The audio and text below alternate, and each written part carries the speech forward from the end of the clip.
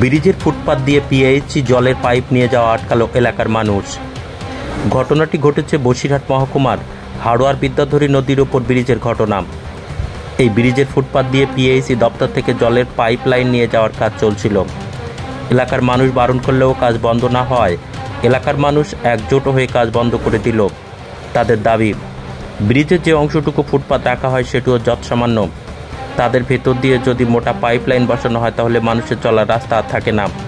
PHE দপ্তরকে জানানো হয়েছে, পাইপ বসাতে গেলে ব্রিজ ছেড়ে দিয়ে বসাতে হবে, না হলে আগামীতে আরও বৃহত্তর আন্দোলনে নামবে গ্রামবাসীরা।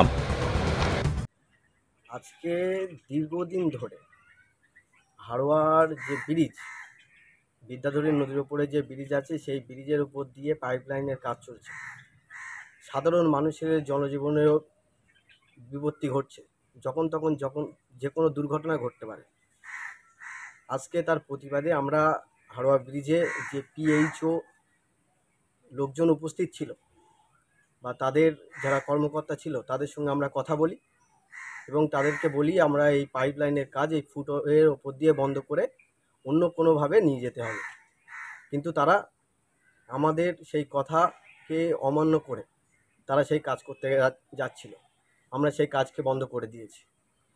আগামী দিনে এই কাজ যদি বন্ধ না হয়, এছাড়া বৃহত্তম আন্দোলনে আমরা নামব।